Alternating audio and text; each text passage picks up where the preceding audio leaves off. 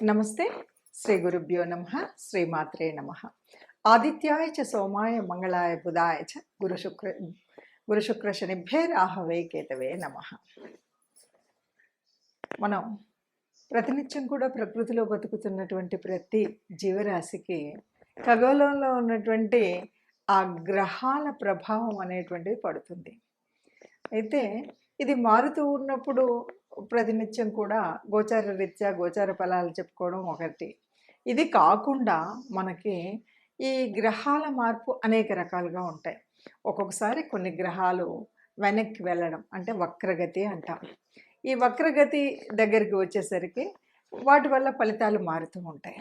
అలా ఈ వక్రగతిగా వెళ్ళడము అనేటువంటివి ఎలా ఉంటుంది అంటే, నిజం చెప్పాలంటే మనకున్న గ్రహాల్లో సూర్యచంద్రులు ఇద్దరికి అసలు వక్రగతి ఎప్పుడూ ఉండదు. రాహుకేతువుల్ని కనుక తీసుకున్నట్టయితే ఎప్పుడూ వక్రగతిలోనే ఉంటారు. ఇక మిగతా గ్రహాలు ఏవైతే ఉన్నాయో అవి అప్పుడప్పుడు వక్రగతిలోకి వెళుతూ ఉంటాయి. అవి మనం పుట్టినప్పుడు వక్రగతిలో ఉండొచ్చు, లేదా ఇలా మధ్యలో వక్రగతి వస్తూ ఉండొచ్చు. అలా వక్రగతి వచ్చినప్పుడు ఫలితాలు విభిన్నంగా ఉంటాయి. అలా ఆలోచించినప్పుడు మనకు ప్రస్తుతం శని వక్రగతిలో నడుస్తుంది. అదేవిధంగా 2024 ఆగస్టు 6 నుండి 26 వరకు దాదాపుగా ఈ మధ్యకాలంలో బుధుడు వక్రిస్తున్నాడు. సరే, అన్ని గ్రహాలు వక్రిస్తున్నాయి అన్నారు కదా. ఇలా వక్రించినప్పుడు మరి ప్రత్యేకత ఏమిటి అని కనుక మనం అనుకున్నట్టయితే, బుధుడి యొక్క వక్రగతి అన్నప్పుడు పెద్ద తేడా ఏం లేదు. శని వక్రగతి అన్నప్పుడు పెద్ద తేడా లేదు. ఆ సమయం ఏదైతే వక్రగతి సమయం ఉందో అప్పుడు కొన్ని ఫలితాలు అయితే వస్తాయి. కానీ ఇప్పుడు ఈ 24 ఆగస్టులో జరుగుతున్నటువంటి ఆగస్టు 6 రోజు మారుతున్నటువంటి మార్పులో ఒక ప్రత్యేకత అయితే ఉంది అని చెప్పొచ్చు. ఎప్పుడైనా సరే శనికి బుధుడికి ఒక సంబంధం ఏర్పడినప్పుడు ఒక యోగం ఏర్పడుతుంది. ఆ యోగాన్ని శశబుధ యోగం అంటారు. మరి శశబుధ యోగం ఇప్పుడు ఎలా ఉంది అంటే వక్రగతిలో, 2 గ్రహాలు కూడా వక్రగతిలో ఉన్నప్పుడు జరుగుతుంది. ఇది ఒక ప్రత్యేకత. ఇక రెండవ ప్రత్యేకత ఏంటంటే, ఈ సంబంధం ఎలా ఏర్పడింది అంటే, బుధుడికి శని, శనికి బుధుడు ఇద్దరూ కూడా సమసప్తకాల్లో ఉన్నారు. ఇలా సమసప్తకాల్లో ఉన్నప్పుడు ఈ వక్రించినటువంటి 2 గ్రహాల యొక్క ఫలితం వల్ల మనకు జరిగేటువంటి ఈ యోగం ఏ రాశి వారికి ఎలా ఉంటుంది, ఎట్లా ఉంటుంది అసలు.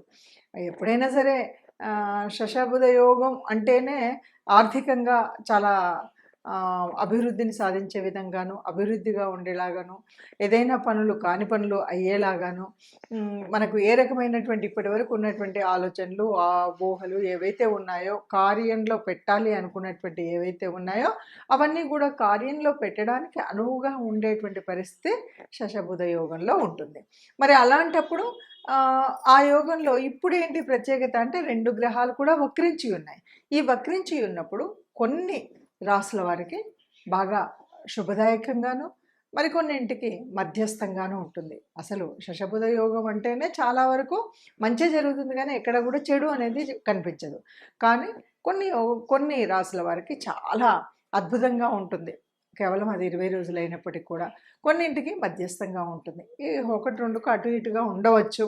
అయినప్పటికీ ఈ యోగం మరి దీని ఫలితాలు ఎలా ఉంటాయి, ఏ రాశి వారికి ఎలా ఉంటాయో ఒక్కొక్కటిగా చూద్దాం. తదుపరి సింహరాశి. సింహరాశి వారికి ఎలా ఉంటుంది? మనం సింహరాశి వారికి మనం ఇందాక నుండి కూడా చెప్పుకుంటున్నటువంటిది ఏంటంటే, సింహరాశిలోనే ఈ వక్రగతి ప్రారంభమవుతుంది. ఈ రాశి లో ప్రారంభమవుతుంది. ఈ రాశి వారికి అన్ని విషయాల్లో కూడా చాలా అనుకూలంగా ఉంటుంది. ముఖ్యంగా ఉద్యోగ వ్యవస్థ ఏదైతే ఉందో, ఉద్యోగ వ్యాపారాదులో, ఆర్థిక వ్యవస్థలో చాలా బ్రహ్మాండంగా ఉంటుంది. కాకపోతే ఇక్కడ కూడా ఏ రాశి వారైనా సరే బుధుడు అనగానే మనకు మాట్లాడే తీరు, మాట్లాడే పద్ధతి, మాట్లాడేటువంటి వాటిని బట్టి ఆలోచన ఉంటుంది. ఈ ఆలోచనకి అనుకూలంగా ఉండేటువంటి గ్రహం బుధ గ్రహం. ఈ ఆలోచనలు అనుకూలంగా ఉండాలి. అయితే ఇక్కడ ఇంకొక విషయం ఏంటంటే, కొద్దిగా ఈ సింహరాశి వారికి అంతా కూడా ఎట్లా అంటే, అన్నీ అనుకూలంగా ఉండి అంతా ఉన్నప్పుడు దయార్థ హృదయం కూడా ఉంటుంది. ఎందుకంటే అది రవి యొక్క స్వంత ఇల్లు. రవి ఏంటంటే తనకున్న అంటే దయాగుణం కలిగి తనకున్నదన్నీ కూడా ఇవ్వడానికి సిద్ధంగా ఉండేటువంటి వాడు. ఎందుకంటే టీవీగా ఉండాలి, రాజరికంగా ఉండాలి.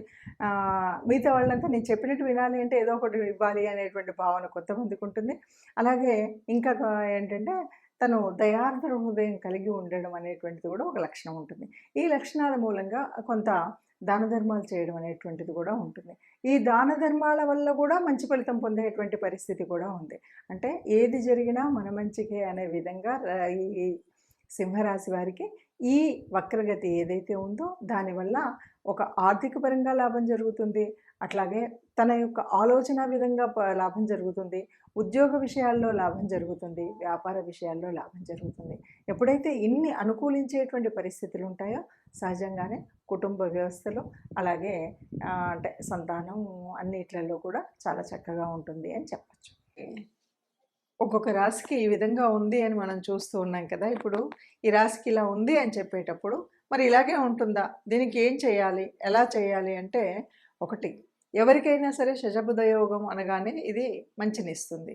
కొన్నిసార్లు ఇవ్వకపోవచ్చు. అయితే ఇక్కడ ఒక్కొక్కసారి ఎలా ఉంటుందంటే మన జన్మజాతకంలో కూడా ఈ బుధుడు మంచి స్థానంలోనూ శని మంచి స్థానంలో ఉండి వారికి ఆ యోగం ఉన్నట్టయితే ఇక్కడ ఫలితాలు చాలా అద్భుతంగా ఉంటాయి.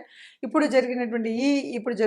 జరగబోయే ఈ 20 రోజుల్లో అద్భుతమైనటువంటి వారి అంటే ఫ్యూచర్ ప్లానింగ్కి మంచి ప్రణాళిక వేసుకోవడానికి చక్కటి కాలం. ఎందుకంటే బుధుడు అంటేనే ఆలోచన శక్తి. ఆ ఆలోచనని కర్మరూపంలో పెట్టేటువంటి వాడు కర్మకారకుడు శని. మరి ఈ ఇద్దరి యొక్క యోగం వల్ల వచ్చేటువంటి స్థితిలో చక్కటి ఆలోచన ప్రయోజనం ఉంటుంది. వాళ్ళకి కావాల్సినటువంటిది జరుగుతుంది. కానీ అలా అందరికీ ఉంటుందా అంటే అందరికీ మరి పుట్టుకతో ఆ యోగం ఉండకపోవచ్చు. మరి లేని వాళ్ళు ఇప్పుడు ఈ గ్రహరీత్యా జరుగుతున్నటువంటి మార్పుల వల్ల వచ్చినటువంటి ఈ యోగాన్ని వడిసిపెట్టేటువంటి ప్రయత్నం అయితే చేయాలి. ఎలా చేయాలి? ఏం చేయాలి అంటే అందరికీ ఈ యోగం యొక్క ఫలితం అయితే ఉంటుంది. వక్రగతిలో ఉన్నప్పుడు ఎవరికైతే ఈ బుధుడు కానీ శని కానీ యోగకారకుడు కానటువంటి గ్రహాలు ఉన్నాయో వాళ్ళకి పనిచేస్తుంది. అంతేకాదు ఎవరికైతే అంటే శనికి సంబంధించినటువంటి గ్రహాలు రాసులు ఏవైతే ఉన్నాయో వాటిల్లో పనిచేస్తుంది. అట్లాగే బుధుడు అంటే ఇప్పుడు ఇది జరుగుతున్నటువంటిది ఎక్కడ జరుగుతుంది అంటే సింహం నుండి కర్కాటకం వక్ర దశలో కాదు, అక్కడ కూడా కుంభం నుండి మకరం వైపు వెళ్తున్నటువంటి దిశ శనిది. సో ఈ నలుగురికి కూడా అద్భుతంగా ఉంటుంది. అంతేకాదు బుధుడికి మరి ఈ ధనుర్రాశిలోను మీనరాశిలోను ఈ 2 రాశులలో కూడా అద్భుతమైనటువంటి ఫలితం ఉంటుంది. ఎందుకంటే ఇక్కడ కోణాధిపత్యం ఉన్నటువంటి ఇది అవ్వడం వల్ల వీళ్ళకి ఈ రాశుల వారికి చాలా అద్భుతమైనటువంటి ఫలితం అయితే ఉంటుంది. మరి వీళ్ళు కాకుండా మిగతా వాళ్ళకి అందరికీ ఎలా ఉంటుంది అని మనం చెప్పుకున్నాం కాబట్టి దీనికి తప్పనిసరిగా మనకి ఏం కావాలి? ఒకవేళ అలా ఉన్నా మనకి మంచి రెమెడీ కావాలి. అంటే ఒకవేళ ఈ 20 రోజులలో మనం చేయాల్సినటువంటి పని ఏముంది? ఏ రకంగా చేస్తే ఈ వచ్చినటువంటి యోగం మన జీవితంలో కూడా కొంత సత్ఫలితాన్ని ఇచ్చి మంచి ఆలోచన పద్ధతిని ఇచ్చేటువంటి పరిస్థితి ఉంటుంది అని కనుక ఆలోచించినట్టయితే బుధుడు అంటే ఈ బుధవారము రోజైనా బుధుడికి సంబంధించిన ఏదైనా సరే విష్ణుమూర్తికి సంబంధించినటువంటి ఆరాధన చేసినప్పుడు తప్పనిసరిగా ఏదైనా మనకు అనుకూలం కానటువంటి పరిస్థితి ఉన్నది అనుకూలంగా మారగలుగుతుంది. అందువల్ల విష్ణుకు సంబంధించినటువంటి విష్ణు సహస్రనామార్చన కానీ విష్ణు దేవాలయాలకు వెళ్ళడం కానీ లేదు రాముడికి అంటే విష్ణుమూర్తి యొక్క అవతారాలకు సంబంధించిన ఏ అవతారమూర్తినైనా సరే మనం పూజించడం, కీర్తించడం, స్మరించడం, ఆ గుడికి వెళ్ళడం, ఆ తత్సంబంధమైనటువంటి వస్తువుల్ని ఎవరికైనా దానం చేయడం, ఇలాంటి పనులు కనుక చేసినట్టయితే ఈ క్షమించాలి శశబుధ యోగంలో జరగబోయేటువంటి మనకు మంచి జరగడానికి కావాల్సినటువంటి శక్తి, ముందుగా కావాల్సినటువంటి ఆ ఉత్పత్తి సమయం ఏదైతే ఉందో అది జరుగుతుంది అని చెప్పొచ్చు. అందుకు చేయవలసినటువంటి రెమెడీస్ అంటే ప్రత్యేకంగా ఏమీ లేకపోయినప్పటికీ విష్ణు దేవాలయానికి వెళ్ళడం కానీ, విష్ణుమూర్తిని అర్చించడం కానీ, విష్ణు సహస్రాన్ని వినడం కానీ, వీటితో పాటు విష్ణుమూర్తి అవతారమూర్తులైనటువంటి ఆ అవతారాలు ఎత్తినటువంటి ఏ అవతారంలో కృష్ణావతారం అవ్వచ్చు, రామావతారం అవ్వచ్చు, మీకు సంబంధించిన ఎందుకంటే రాముడు కొంతమందికి ఇలవేల్పుగా ఉంటాడు, కృష్ణుడు కొంతమందికి ఇలవేల్పుగా ఉంటాడు. అంటే మీ ఇలవేల్పు ఎవరైనా సరే మీ ఇష్టదేవత ఎవరు ఉంటారో వారికి అనుగుణంగా మీరు దానికి అనుబంధంగా ఉండేటువంటి దేవతా ప్రార్థన చేయడం మర్చిపోకూడదు. ఆ దేవాలయానికి వెళ్ళడం మర్చిపోకూడదు. ఆ సంబంధితమైనటువంటి అంటే బుధవారాలు, శనివారాలకు సంబంధించినటువంటి వ్రత నియమాలు తప్పనిసరిగా పాటించాలి. బుధ, శని వ్రత నియమాలు ఏముంటాయంటే బుధవారం అనేసరికే మనకు విష్ణుమూర్తికి సంబంధించినటువంటి రోజు. అలాగే ఆ రోజు మనం ఏదైనా దానం చేయాలంటే ఆకుపచ్చ రంగు వస్త్రం అయితే ఆకుపచ్చ రంగు, కూరగాయలు ఇలాంటివి దానం చేసినప్పుడు ఆ ఆకుపచ్చకు సంబంధించినటువంటి వస్తువులను దానం చేయడం ఒక పద్ధతి. అలాగే గోగ్రాసం ఇవ్వడం. ఇంతే కాదు, మరి శనికి సంబంధించినంత వరకు మనం ఏం చేస్తామంటే, శని అంటే వృద్ధులకు సేవ చేయడం. ఎవరైతే కర్మచారులు ఉన్నారో వారికి కావాల్సినంత ఇంత ఆకలి తీర్చడం కోసం చేయాల్సినటువంటి పని. సరే, శనికి సంబంధించినటువంటిది ఆయిలు అంటే నువ్వుల నూనె ఇలాంటివన్నీ ఒక పద్ధతి అయినప్పటికీ కూడా ముఖ్యంగా ఎవరైతే కర్మచారులు ఉన్నారో, ఎవరైతే వృద్ధులు ఉన్నారో వారికి సేవ చేయడం, వారిని ఆదుకోవడం, వారికి సహాయం చేయడం అనేటువంటి పనుల వల్ల శని తొందరగా సంతృప్తి చెందుతాడు. ఇలాంటి పనులను చేసినట్టయితే చక్కగా మనం అనుకున్నటువంటి కోరికలు తీరుతాయి. మనం అనుకున్నట్టుగా ఈ 20 రోజుల ఈ యోగం ఏదైతే ఉందో అది మనకు కూడా అనుకూలించే విధంగా ఉంటుంది. ఇదండి ఇది. అందరూ ఇలా ఏ యోగం వచ్చినా, ఏ రకమైనటువంటి గ్రహ స్థితులు ఉన్నప్పటికి కూడా అందరూ సుఖంగా ఉండాలి. అందరిలో మనము ఉండాలి. సర్వే జనా సుఖినో భవంతు.